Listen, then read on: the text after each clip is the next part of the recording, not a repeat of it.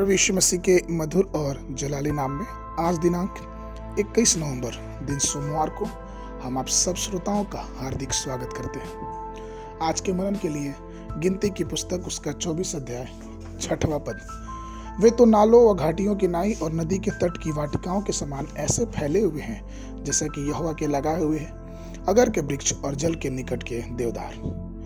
Bible में चंदन के पेड़ को अगर इंग्लिश में एलोश का वृक्ष कहा गया है। अगर आप परमेश्वर द्वारा लगाए गए चंदन के पेड़ के समान बनना चाहते हैं तो शास्त्र हमें यह भी बताता है कि हमें उसके समान सुगंधि फैलाना है। वचन में कई ऐसे पेड़ के समान हमें दर्शाया गया जैसे कि मनुष्य की तुलना जैतून के पौधे, अंजीर के पेड़, अंगूर की बेल और हर प्रकार के अलग अलग पेड़ पौधे से तुलना की गई है। लेकिन जब चंदन के पेड़ की बात होती है तो आपको जानना चाहिए कि जब उसे रगड़ा जाता है तो वह एक सुगंधित सुगंध फैलाता है।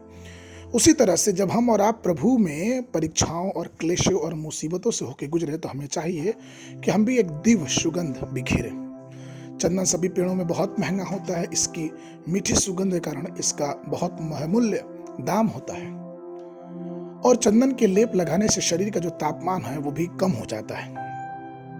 चंदन के पेड़ के हर हिस्सा, चाहे वो पत्ता हो, जड़ हो, छाल हो या फिर कोई भी हिस्सा क्यों ना, वो सब कुछ उपयोगी होता है। यहाँ तक कि चंदन के पेड़ की जो छाल होती है उसे कुचल कर तेल बनाया जाता है। उसकी मीठी सुगंध बहुत अच्छी लगती है।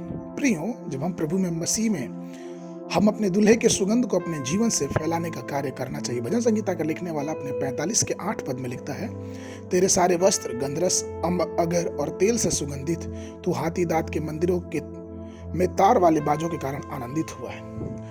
हमें चाहिए कि हम अपने जीवन के चाल चलन से परमेश्वर के नाम का सुगंध दूसरों तक फैलाएं।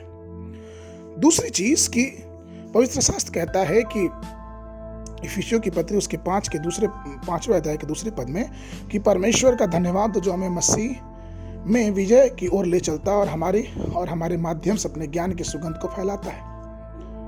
हमें चाहिए कि हमारे जीवन से परमेश्वर की सुगंध फैलनी चाहिए। तीसरी बात, इफिसियों की पत्री उसके 5:2 में लिखा है, और प्रेम में चलो जैसा मसीह ने भी तुमसे प्रेम किया और हमारे लिए अपने आप को सुखदायी सुगंध के लिए परमेश्वर के आगे बलिदान कर दिया। अर्थात हमारे जीवन से दूसरों को भी मीठी सुगंध मिलना चाहिए। अर्थात हमारा चाल चलन परमेश्वर के सामने भाने योग्य होना चाहिए।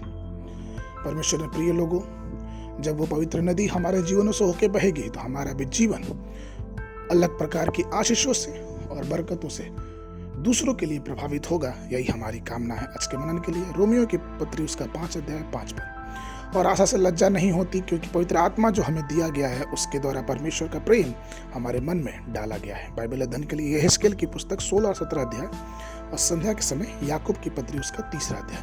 परमेश्वर आप सबको आशीष देवे। आशीष।